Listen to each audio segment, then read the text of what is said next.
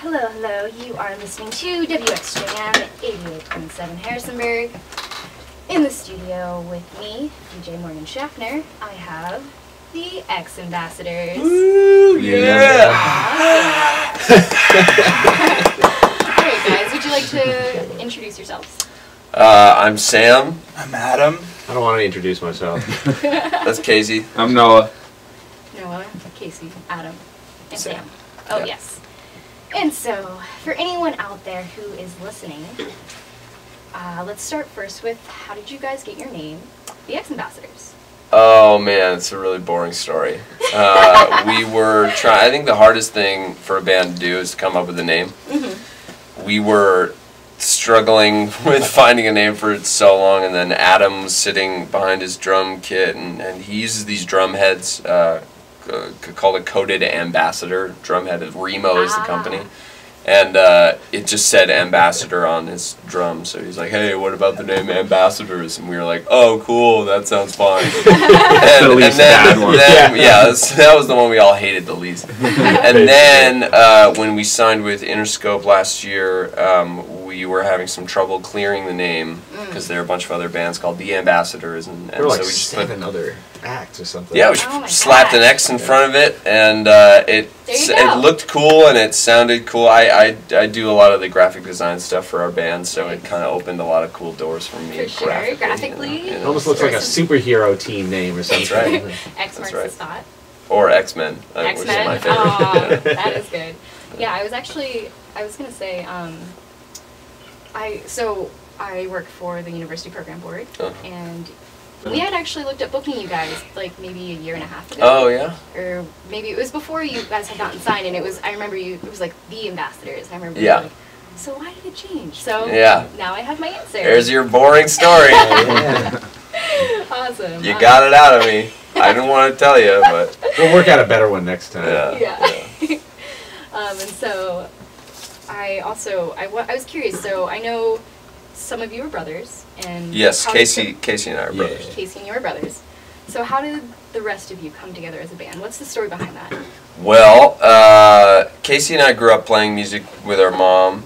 She's a jazz singer, so music was in our house constantly, and I met Noah on the first day of kindergarten. No way. And we went through all nap time. Yeah. We went through all of our schooling together, and in middle school we started our first band with the two of us, and then our other two friends. And what were you called? We were called Subject to Change. Clever. Pumpkin's Pocket. Oh that was another one. Yeah, we had some bad. We had some really bad. It's hard, man. It's not easy. I totally feel. And then Casey started playing with us around high school, and then we were the Fuzz Brothers. Yeah, then we were called the Fuzz Brothers. And then the three of us moved to New York, where we met Adam freshman year of college about 7 years ago. New York City? In New York City, yeah.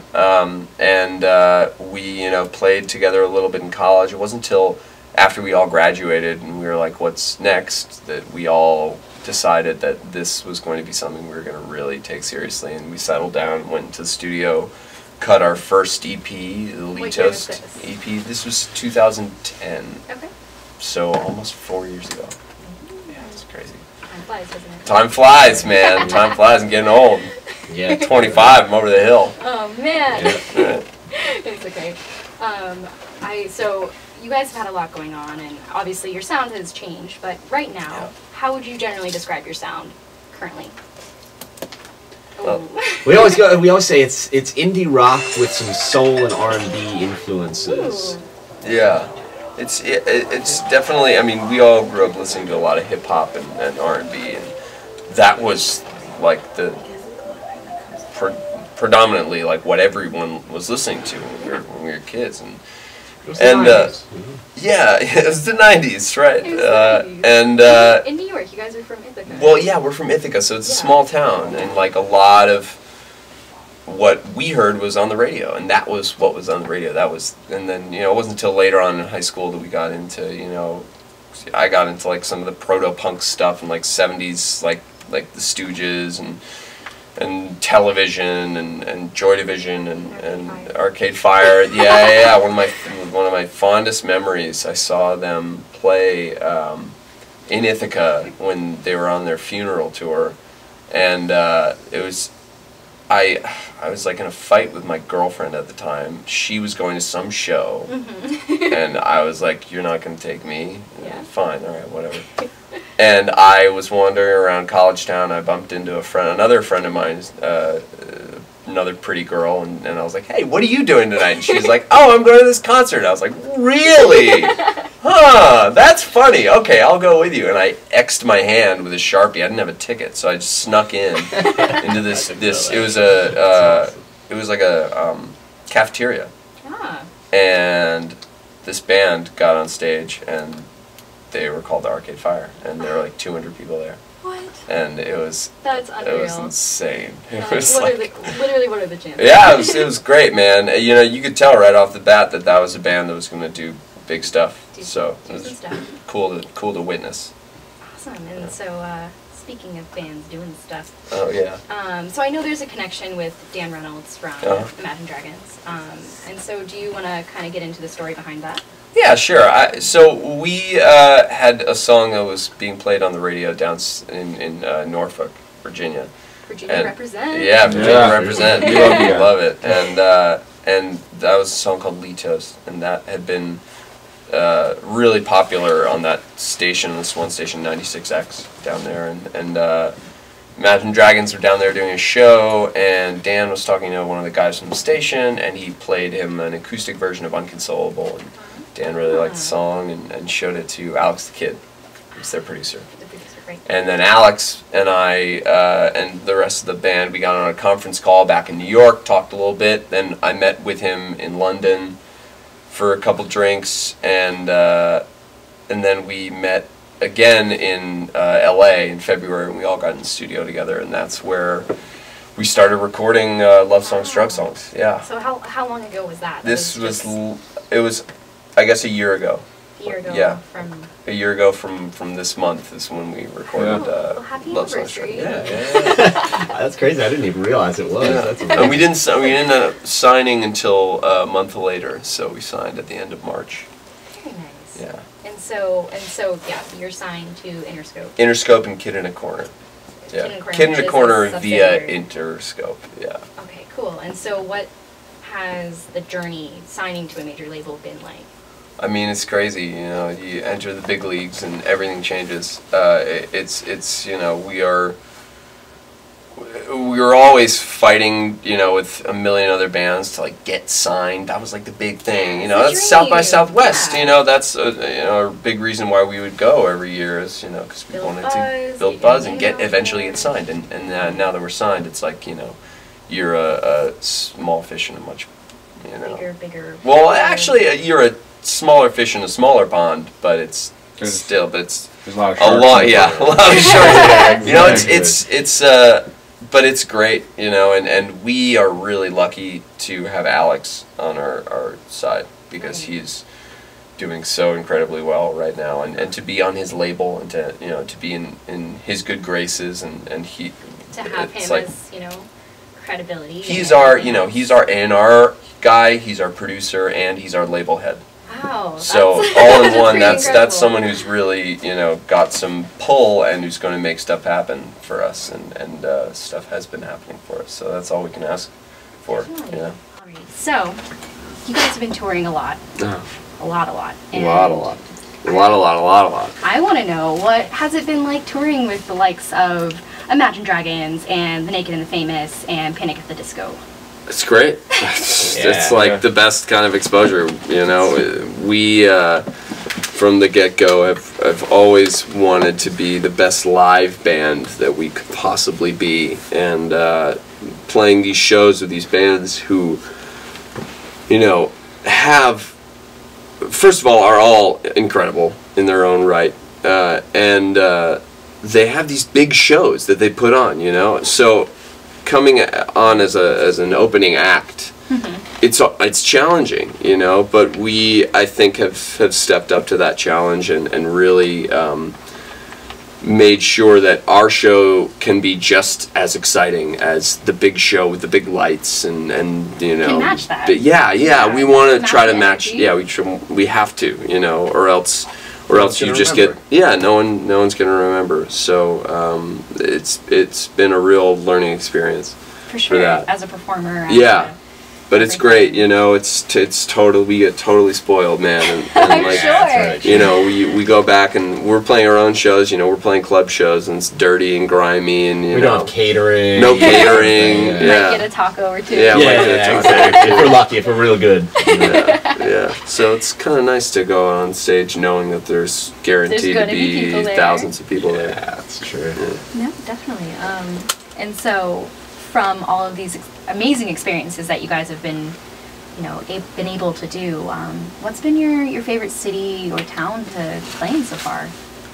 Norfolk. Yeah. Yeah, Yeah, baby. Gotta be. Dude, we this was the first time we'd ever headlined anything more than like 300 people, and we came down to Norfolk and we sold out the Norva, Really? which is I like love the Norva. 1,500 people, and it Yeah. was incredible. so much It was fun. just so fun, and that was a year ago that we did that. Wow. And yeah, Right man. before we got signed, too. Yeah, it was right before we got signed, and So are you guys gonna be playing in Norfolk?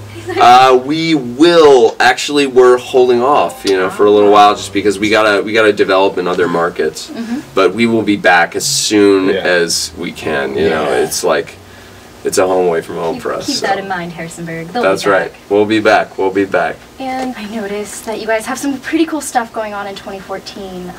What are you looking forward to most? Finding out what other stuff we're doing. Yeah, finding out what other stuff we're doing. Yeah. I like to know, right now we only know about a few months into the future, and it's always nice to know. The further you can know, the better. For sure. Yeah. The further you have stuff booked up. It's funny. The longer we've been doing this, you know, you kind of judge how well you're doing by how far in advance you know your schedule. Like now we know, like it's been lately so that we know the next like 3 months in advance, and soon Which is it's gonna definitely a good thing. it's gonna be like, you know, the next 6 months in advance, and then the next year in advance, and then we'll know the next 2 years. So hopefully it'll continue to build like that. I think we're all really excited about this new EP that we put out, and developing that and spreading the word about that, and also going in and hunkering down and finishing the full length, because we got a couple more that we have been looking forward to recording, and we're gonna do that within the year, and hopefully put out a full length within the year too. Nice. And I did notice that you guys are playing the Firefly Music Festival. We are playing the Firefly Music be Festival fun. this year. It's gonna be great. Outcasts headlining. So How can you go excited. wrong? Oh my Crazy. god. Oh man, I It's can't gonna wait. be like dream come true. Yes, so anyone out there listening who has already bought their Firefly ticket, maybe this is a band for you. Mm-hmm. Alrighty. Is there anything else you're looking forward to in 2014, or just mainly that Everything, that full man. length? The When full is- length when and is this full length touring. coming out?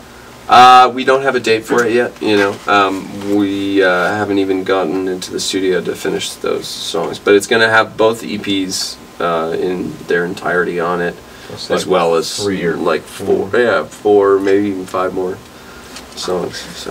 Awesome. That's so exciting. All right. So all cards on the table. Silly Yeah. question time. Yeah. I want to know, in a movie of your life, what actor would play you? Leonardo DiCaprio. Oh, I was gonna say Brad Pitt Brad Pitt or Leonardo DiCaprio. or young George Maybe Clooney like yeah, young George Clooney. for me probably. Young George. Oh, nice. James Bond. Yeah. Mine would James be, Bond, even though or- he's not an actor, it'd or be not Novak George Clooney, Djokovic. Novak Djokovic really know it, He'd yeah. play me with the accent and everything. Well, oh, yeah, there you go, dude. His impressions are pretty good though. He's Yeah. he's a pretty talented actor. Casey If he would cut his be hair right, maybe Macklemore. Meryl play Streep me. would probably Casey would be played by Meryl Streep or Macklemore. Yeah, Meryl's, you know, Yeah. she's got to, you know. Or maybe like crack Meg it. Ryan. Casey could be Meg Ryan. Meg, you know, got a lot of Short hair. respect for her. Yeah, exactly. If she trims that bob, you know. Yeah, yeah. Awesome. Those are. Well, you know what? Oh no. Robin Wright in House of Cards. She got the same haircut as you right now. Can't see. Nice. She's got good style. She Yeah. knows her. She knows her fashion. Awesome. Alrighty, and then of course, last but not least, what do you guys got going online? Social media? You can go check us out at xambassadors.com, and there are links to all of our social media. We're on Twitter, xambassadors, Instagram, xambassadors, Perfect. and it's just the letter X, not Just EX, just not EX. xambassadors, AMBASSADORS. Perfect. Yeah. You'd be amazed how many people can't spell Yeah, ambassador. and on Facebook too. No, Yeah. I believe it. I believe it. Awesome.